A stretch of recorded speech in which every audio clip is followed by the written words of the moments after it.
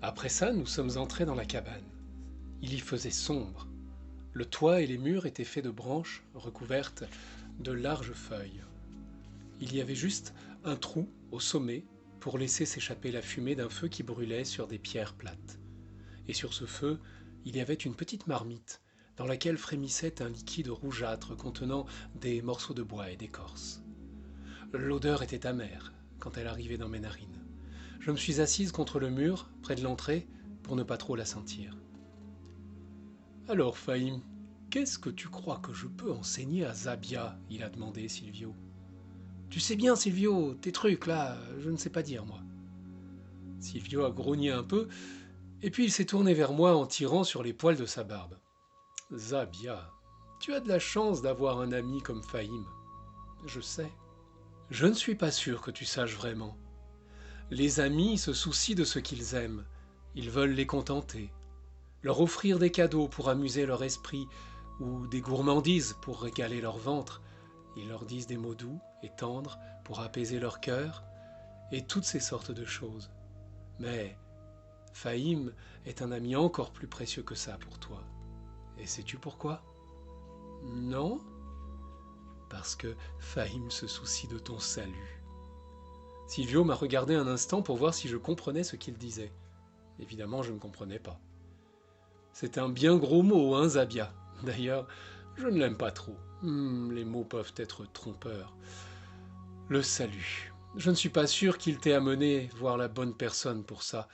Mais ce qui est sûr, c'est qu'il espère pour toi que tu trouves ta place, là où tu es, et que tu saches là où tu vas, et que tu sois juste, et que tu sois bien. Je me rappelle précisément ces premières paroles de Silvio, et pourtant sur le coup j'étais complètement confondu, et je n'y comprenais rien. Pourquoi es-tu là, Zabia? Il a commencé par me demander. Je ne sais pas, moi, parce que Fahim m'a emmené avec lui? Il a fait Silvio. C'était sa manière de rire doucement.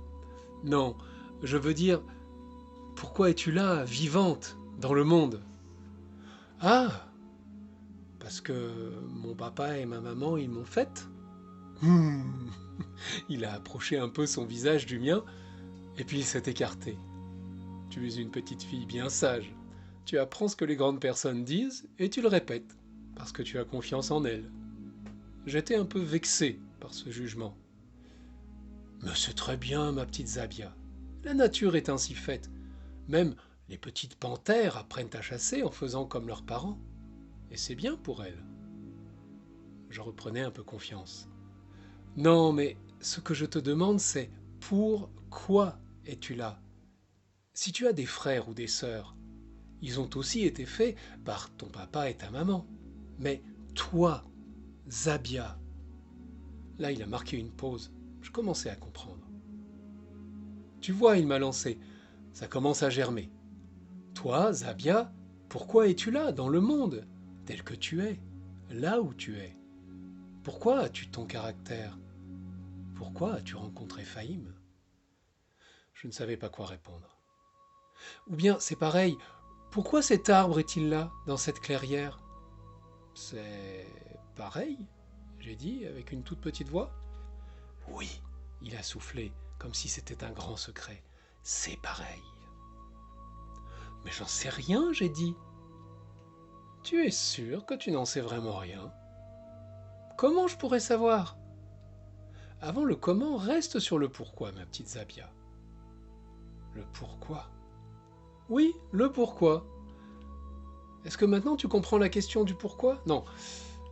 Plutôt, je dirais, est-ce que tu penses que c'est une vraie question? De pourquoi je suis là? Oui, cette question, il a confirmé. J'ai réfléchi un peu. Moi, l'arbre, Fahim, les bébés panthères. Et puis soudain, j'ai aussi vu les volutes bleutées du foyer, et j'ai entendu les bruissements de la forêt, et j'ai senti le balancement de mes fesses sur le tapis de mousse, et alors... Oui, j'ai crié, c'est une vraie question. Silvio a poussé un long soupir d'approbation. et il s'est adossé au mur de l'autre côté de l'entrée de la cabane. C'est une vraie question, j'ai répété. J'étais tout excité. Je veux savoir pourquoi, dis-moi pourquoi. Quelle impatiente, quelle gourmande. Alors, pourquoi? Le problème, ma petite Zabia, c'est que je ne vais pas te dire pourquoi tu es là. Mais pourquoi tu ne veux pas me le dire? Je ne veux pas. Mais si, je voudrais bien. Mais je n'en sais pas plus que toi. Moi aussi, je me demande pourquoi. Je crois que la plus grande chose que j'ai accomplie de ma vie, c'est de comprendre que c'est la seule vraie question. Mais toi, du haut de tes 6 ans, tu viens de m'égaler. C'est pas vrai. Tu veux pas me dire. J'avais l'impression qu'il me taquinait. Alors Silvio a pris un air grave. Non, Zabia, je ne me moque pas de toi. Je viens de t'enseigner tout ce que j'ai à enseigner. Et tu l'as compris tellement vite que je vois mieux pourquoi Fahim t'a choisi comme ami.